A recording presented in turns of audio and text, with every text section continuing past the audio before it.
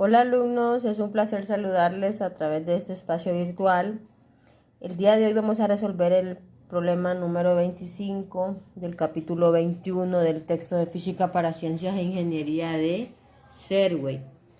Hoy vamos a resolver un problema relacionado con la teoría cinética de los gases. El problema dice así: ¿cuánto trabajo se requiere para comprimir 5 moles de aire a 20 grados Celsius y una atmósfera de presión? La compresión es a 1/10 del volumen original. Inciso A. Vamos a calcular el trabajo si el proceso es un proceso isotérmico. En el inciso B, ¿cuánto trabajo se requiere para producir la misma compresión en un proceso adiabático? Y el inciso C, ¿cuál es la presión final en cada uno de estos dos casos? Ahí tenemos los datos del problema. El número de moles es 5, la temperatura son 20 grados Celsius, que es lo mismo que 293.15 grados Kelvin, y la presión es una atmósfera. ¿Qué es lo que nos piden? El trabajo requerido para realizar la compresión y la presión final. Bien, para resolver este problema necesitamos repasar un poquito el capítulo 20, lo relacionado al calor y la primera ley de la termodinámica. La primera ley de la termodinámica básicamente es como un ejemplo de la ley de conservación de energía que pues básicamente dice que el cambio en la energía interna del sistema es igual al calor más trabajo. El calor y el trabajo son dos formas en cómo la energía puede entrar o salir del sistema. En primer lugar, el ejercicio 25 o el ejercicio que vamos a resolver nos habla de un proceso isotérmico. Entonces, en un proceso isotérmico, el cambio en la energía interna es igual a 0, lo que nos llevaría a que el calor es igual al trabajo. Entonces, el cambio de la energía interna es igual a 0, entonces el calor es igual al trabajo. Como es un proceso isotérmico y es un proceso de compresión de un gas ideal, en un proceso isotérmico el trabajo lo podemos encontrar mediante la siguiente fórmula: nRT, logaritmo natural del volumen 1 entre el volumen 2.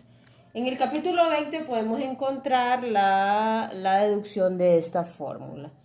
No lo vamos a, por efectos de tiempo, no lo vamos a hacer, pero básicamente resulta de aplicar la ley del gas ideal a la compresión isotérmica de un gas ideal.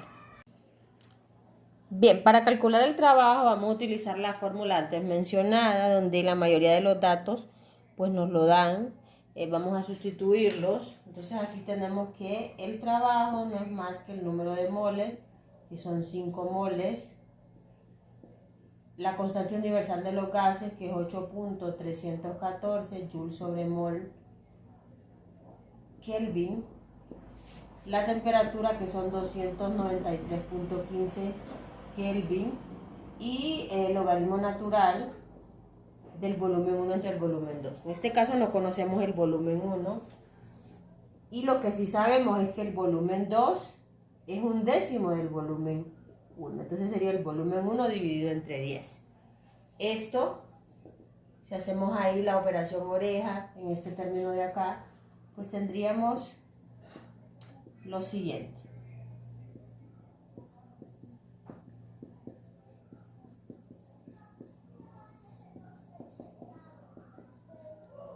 en lugar del logaritmo del volumen 1 entre el volumen 1 entre 10, el volumen 1 se cancela, o sea que no necesitamos conocer el volumen 1, y nos quedaría nada más el logaritmo de 10.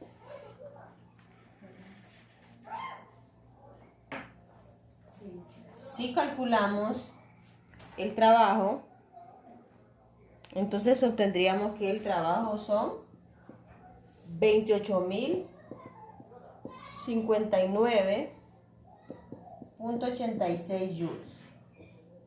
O lo mismo que decir Si lo pasamos a kilojoule, 28.000 kilojoules aproximadamente. Y ahí tendríamos el trabajo considerando que el proceso es isotérmico. Bien, ¿y qué pasaría si el proceso es un proceso adiabático? Pues básicamente la ley del gas ideal sufriría alguna modificación en términos de una constante gamma. Esto es porque cuando estamos estudiando gases ideales y lo estamos haciendo desde un punto de vista molecular, ya podemos hablar de dos tipos de calores específicos, ya no uno solo, como cuando no lo estudiamos desde el punto de vista molecular. Entonces, aquí gamma es la relación entre el calor específico a presión constante y el calor específico a volumen constante, que es Cp y Cv. También la constante universal de los gases viene dada por esto en un gas. Básicamente es la resta del calor específico a presión constante y el calor específico a volumen constante. Entonces, básicamente tendríamos que obtener el trabajo utilizando ya esta relación. Ahora, otra cosa que debemos considerar es que el proceso es adiabático. ¿Qué implica un proceso adiabático? Pues que no hay entrada ni salida de calor. Entonces, el cambio en la energía interna es igual al trabajo. Entonces, si logramos calcular la energía interna en el gas, entonces automáticamente tendríamos el trabajo. Para esto vamos a considerar que si el proceso es adiabático, sí hay un cambio en la temperatura. Ya la temperatura no podría permanecer constante si el proceso es adiabático. Como el gas se comprime, entonces la temperatura inicial va a ser menor que la temperatura final. Es decir, que la temperatura va a ir en aumento porque lo que estamos haciendo es comprimir el gas. Si utilizamos esa relación de gas ideal, entonces obtendríamos, como aquí básicamente nos dan cómo se relacionan el volumen inicial y el volumen final. Entonces, haciendo ahí un par de sustituciones, obtendríamos que la temperatura 1 por el volumen 1 a la gamma menos 1 es igual a la temperatura 2 volumen 2 a la gamma menos 1. Sí, ahí lo que tenemos que hacer, tenemos la relación de volúmenes, tenemos la temperatura 1, únicamente tendríamos que despejar para la temperatura 2. La temperatura 2, aquí sería la temperatura 1, volumen 1, gamma menos 1, entre el volumen 2 a la gamma menos 1. Si ustedes se fijan, ahí podemos, como el exponente es el mismo, podríamos agrupar estos dos términos con un solo exponente. Entonces tendríamos que la temperatura 2 es el volumen 1 entre el volumen 2 a la gamma menos 1. Ahí lo que tenemos que hacer igual es sustituir y ya podemos encontrar la temperatura 2. Partiendo de la relación que ya obtuvimos entre las temperaturas y los volúmenes, entonces procedemos a sustituir los datos. La temperatura 1 es 293.15 Kelvin. El volumen 1 no lo sabemos y el volumen 2, el volumen 1 entre 10 a la gamma menos 1. Ahora, vamos a asumir aquí que el gas es un gas diatómico. En los gases diatómicos, el valor de gamma en promedio es 1.40. Si fuera un gas monoatómico, esto tendría un valor de 1.67 en promedio. Entonces lo vamos a sustituir, temperatura 2 sería 293.15 Kelvin. Aquí nos quedaría 10, cancelamos los volúmenes, nos queda 10 a la gamma menos 1, que es 1.40 menos 1. Si introducimos esto en la calculadora, obtendríamos que la temperatura 2 en el gas es 736.35 Kelvin. Y ahí tenemos cómo aumenta la temperatura, porque no podemos tener un proceso adiabático y que la temperatura no cambie. La temperatura va a aumentar. Luego, como ya lo habíamos mencionado por la primera ley de la termodinámica, que el cambio de la energía interna es igual a calor más trabajo, como es un proceso adiabático, en primer lugar, la entrada o salida de calor es igual a 0. Y aquí pues el cambio de la energía interna es igual al trabajo. Lo que nosotros queremos es calcular el trabajo. Entonces, en este caso, el cambio de la energía interna en un gas ideal, si lo vemos desde el punto de vista molecular, es igual a el número de moles, el calor específico, a volumen constante por el cambio de temperatura. En este caso, el calor específico a volumen constante para un gas diatómico es igual a 5 medios de R. ¿Qué es R? La constante universal de los gases, 8.314 Joule sobre mol Kelvin. Si introducimos el valor de R, obtendríamos que CB es igual a 20.78 Joule sobre mol Kelvin.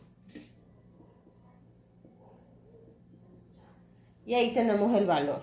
Luego ya introducimos esto, el cambio de la energía interna va a ser igual al trabajo. Entonces N son 5 moles, el calor específico a volumen constante 20.78 Joule sobre mol Kelvin. Y el cambio de temperatura pues lo calcularíamos con las dos temperaturas que habíamos encontrado.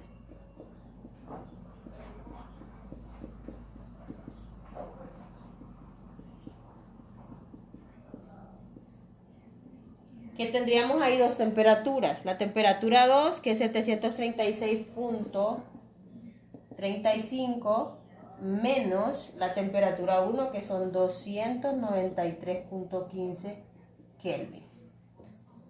Luego hacemos el cálculo y el resultado es 46.048.48 joules.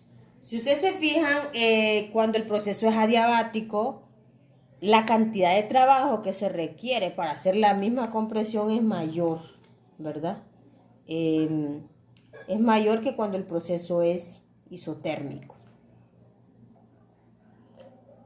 Bien, ahora vamos a calcular la presión para ambos casos, cuando el proceso es isotérmico y cuando el proceso es adiabático. Entonces, aquí tenemos la ley del gas ideal, PV igual a nRT. Si el proceso es isotérmico, todo esto permanece constante. Es decir, que P1 por V1 es igual a P2 por el volumen 2.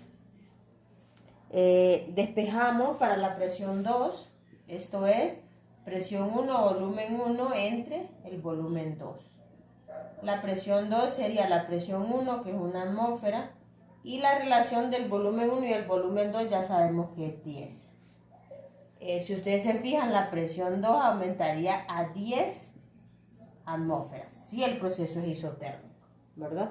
Si el gas se comprime isotérmicamente. Ahora vamos a evaluar el segundo caso, que es si el gas se comprime adiabáticamente. Si el gas se comprime adiabáticamente, la relación de PV en la ley del gas ideal cambia, ¿verdad? Por un factor gamma. Ahí tenemos la relación, entonces aquí tendríamos que P1, V1 a la gamma es igual a P2, V2 a la gamma. Lo mismo vamos a despejar para presión 2, sería presión 1 por V1 a la gamma entre V2 a la gamma. Despejamos, tendríamos que la presión 1, volumen 1 entre el volumen 2 a la gamma. Ya sabemos lo que representa gamma. La presión 1 sería una atmósfera, la relación entre los dos volúmenes es 10 y gamma es 1.4, 1.40. La presión 2, de acuerdo a esto, vendría dada por 25.11 atmósferas. Igual, ¿verdad? Si ustedes se fijan, el aumento de presión es mayor cuando el proceso es adiabático, si consideramos la teoría cinético-molecular de los gases. Pues espero que el video sea de utilidad y nos vemos hasta el próximo.